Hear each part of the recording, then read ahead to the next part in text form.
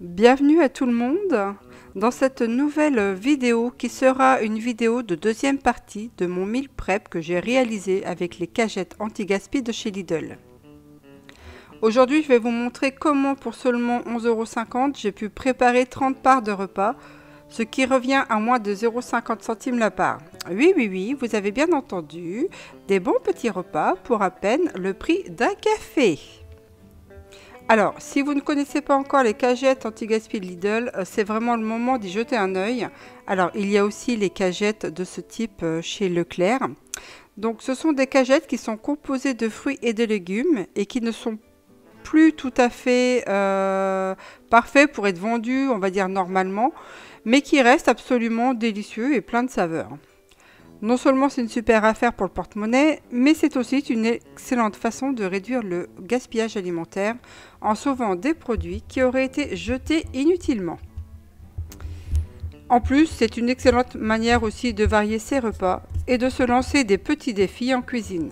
À chaque cagette, on ne sait jamais exactement sur quoi on va tomber, ce qui pousse à être créatif avec ce que l'on a. Alors dans cette vidéo, je vais vous montrer tout ce que j'ai pu cuisiner avec ces cagettes pour moins de 12 €, préparation des repas pour toute la semaine, astuces pour maximiser les ingrédients et zéro gaspillage. Je vous donne toutes mes meilleures astuces pour optimiser votre budget et votre temps en cuisine. Prête à découvrir comment je fais pour transformer toutes ces cagettes en petits plats délicieux à moins de 50 centimes la part? Eh bien, c'est parti! Donc là, en fait, je vais commencer par un crumble. Donc comme vous avez pu voir, j'ai épluché des pommes. Je les ai coupées en petits quartiers et je les ai disposées dans deux plats différents. Puisque là, ça va me faire pas mal de repas. Donc j'ai dû prendre 5 ou 6 pommes qui me restaient des cagettes. Ensuite, je vais préparer la pâte à crumble. Alors pour le coup, je ne pèse pas du tout. Alors en principe, c'est un équivalent de farine, sucre et beurre. Mais là, il y aura un peu plus de farine que de beurre. Mais voilà, je fais avec ce que j'ai. Donc il faut savoir aussi adapter. Donc il y a à peu près 5 ou 6 cuillères à soupe de farine.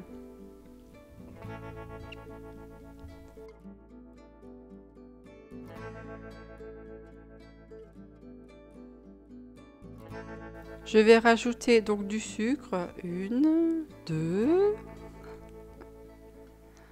allez, 4 cuillères à soupe de sucre. Alors si on veut, on peut ajouter aussi de la cannelle si on le souhaite. Alors là pour le coup, j'ai mis environ 75 g de beurre. Il aurait fallu en mettre un peu plus par rapport à la farine. Mais voilà, je veux économiser aussi un petit peu sur la matière grasse. Donc ça me semblait un bon compromis par rapport au taux de farine que j'ai utilisé et aussi au nombre de cuillères à soupe de sucre. Alors on peut utiliser aussi du sucre brun pour cette recette. Ensuite on vient amalgamer, tout du moins mélanger tout ceci pour que ça fasse une sorte de poudre. J'ai fait pré-cuire mes pommes au four déjà et ensuite je viens ajouter la pâte à crumble.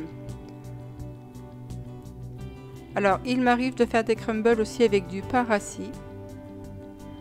Et ensuite je vais de nouveau enfourner juste pour que la farine du dessus fasse une petite pâte croustillante.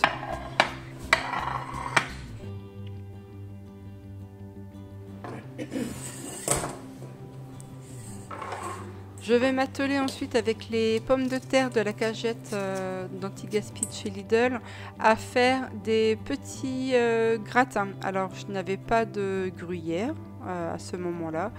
Donc ça sera des gratins tout simples à base de ces fameuses pommes de terre que j'ai coupées en rondelles. Je les ai lavées comme vous pouvez voir. Je les ai aussi également rincées. Et ensuite, je vais alterner des couches. Donc, j'ai coupé aussi de l'ail pour donner un peu plus de goût. Parce que j'avais aussi de l'ail. Mais bon, quand on n'en a pas, on fait sans. Donc voilà, je mets une couche de pommes de terre, une couche d'ail, une couche de pommes de terre. Voilà, j'alterne.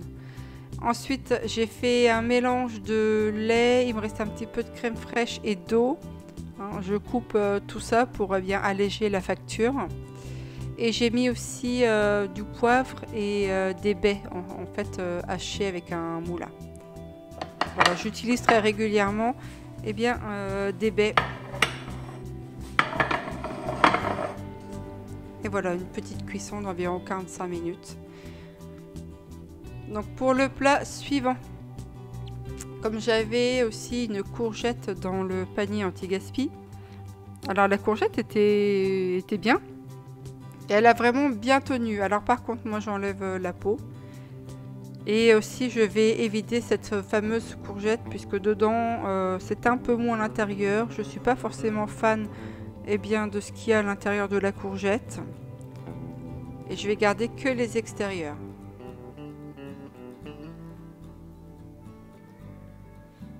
Donc vous voyez, je les vide. Et ensuite je vais venir couper en petits morceaux.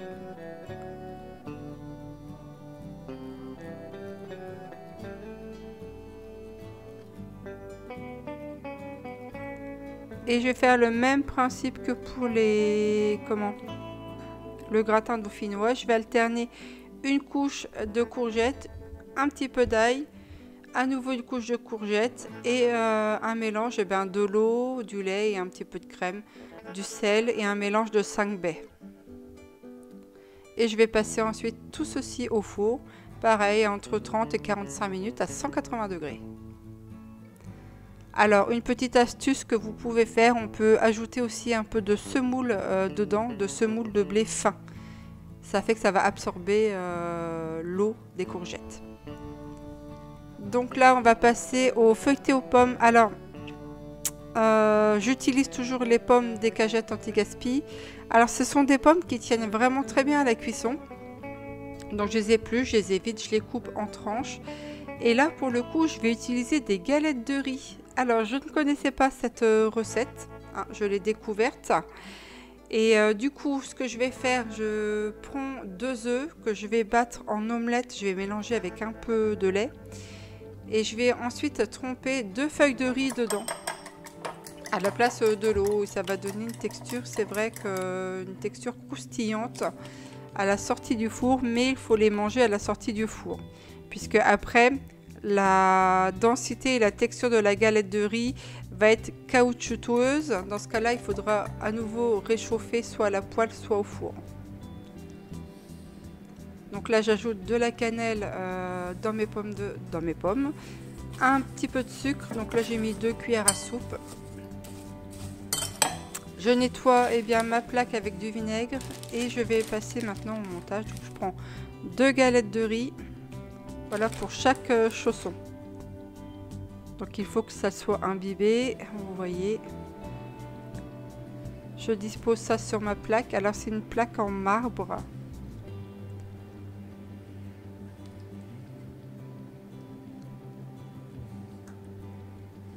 Et ensuite je viens fourrer avec mes pommes à la cannelle. Alors on pourrait rajouter des noix concassées aussi. Des noix tout court, des noisettes. Je ferme le chausson, je mets ça sur ma plaque qui va aller au four, munie d'un papier sulfurisé pour éviter que cela ne colle. Pour donner un côté un peu plus croustillant et un côté caramélisé sur le dessus, je passe un petit peu de sucre et je mets au four environ 20 à 30 minutes à 180 degrés. Et regardez-moi ça. Alors, ils sont vraiment hyper croustillants. Mais comme je vous l'ai dit, pour garder le côté croustillant, il faut les manger aussitôt.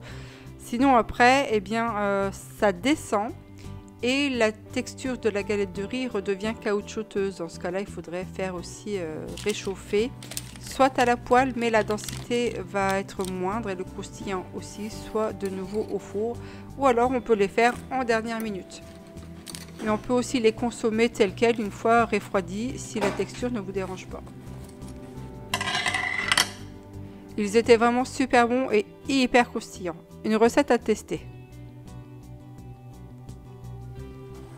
Ensuite pour la prochaine recette, là il faisait du soleil. Donc j'en ai profité tout du moins pour sortir le four solaire afin d'économiser de l'énergie.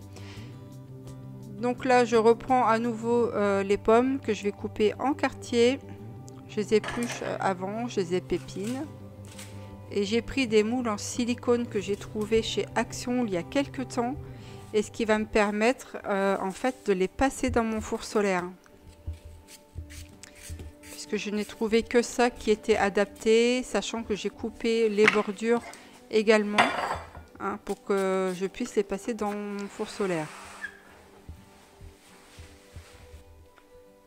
Donc ce four là a une capacité d'environ 4 litres. Donc il est accroché à la sacoche, c'est-à-dire que quand on va l'ouvrir, le four est à l'intérieur et la sacoche, à l'intérieur de celle-ci, il y a des panneaux réflecteurs. 2 tiges en métal qu'on va venir eh bien, fixer dans les petites encoches sur le panneau solaire, enfin sur le four solaire tout du moins. Voilà, comme vous voyez. Ici, il y a le plateau avec le thermomètre. Et je vais installer eh bien, mes barquettes à l'intérieur. Alors ensuite, au niveau, pour assaisonner un petit peu, si je puis dire, je mets un petit peu de sucre dedans. Et je vais rajouter aussi de la cannelle.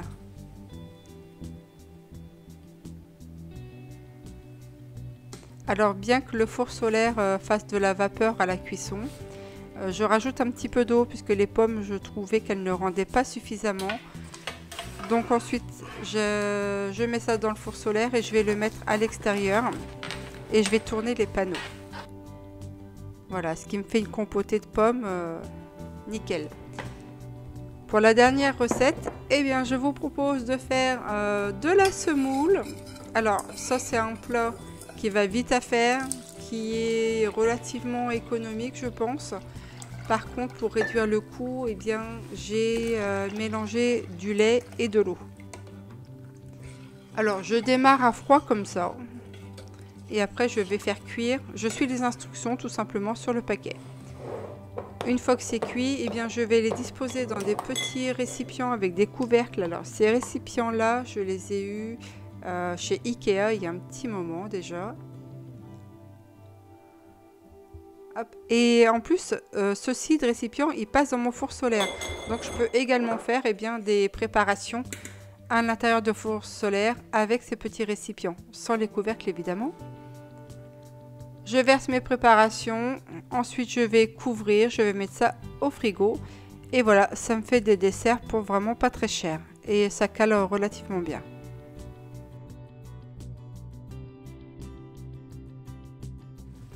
Et bien voilà pour ce meal prep si je puis dire.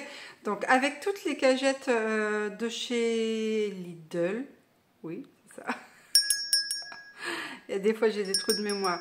Donc vous voyez, j'ai réussi alors à faire plusieurs préparations pour certaines moins d'1 €, d'autres moins de 50 centimes. Donc ça c'est encore mieux. Donc évidemment, eh bien quand on n'a pas forcément accès à ces fameuses cagettes, hein, eh bien c'est un peu plus difficile d'arriver à un budget moindre, ou alors quand on n'a pas de déstockeur. Donc toujours est-il que ces préparations, eh bien vous pouvez les faire eh bien, avec les produits eh bien, que vous achetez dans d'autres magasins. Hein, pas forcément obligé d'avoir ces fameuses cagettes anti-gaspi. L'intérêt, c'est vraiment, quand on a ça, eh bien, de réduire le coût financier. Alors, il est vrai que par moment, eh bien, ces fameuses cagettes anti-gaspi de chez Lidl, il y a d'autres magasins qui le font. Hein, Leclerc le fait, me semble-t-il. Intermarché, je ne suis pas sûre. Au niveau des fruits et légumes, ça j'en sais rien chez eux.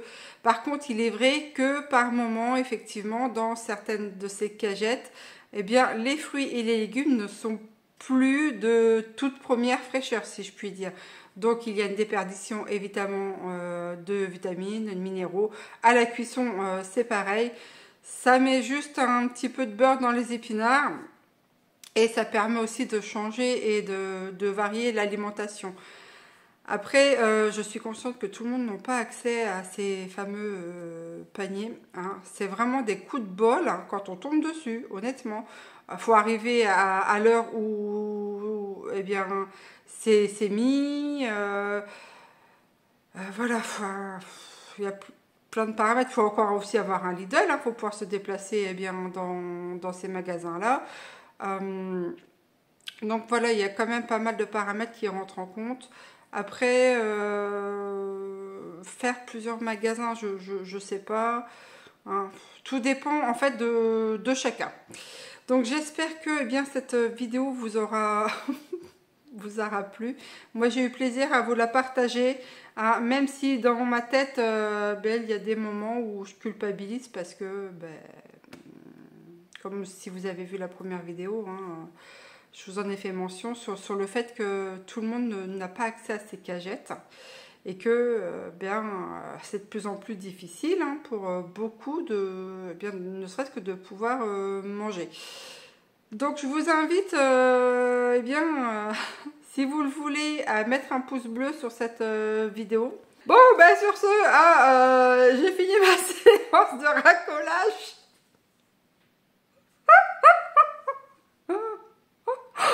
Ah, dis donc. Bon, faites ce que vous voulez, en fait. N'importe quoi. Moi, je vous dis à très bientôt. Et évidemment, force et courage à vous toutes et à vous tous. Hein, parce que, bon, on n'a pas fini d'en chier. Je vais arrêter là pour cette vidéo parce que sinon, je vais partir je ne sais où. Il faudrait que je puisse arriver à rester correcte, hein, quand même, parce que bon, on sait jamais.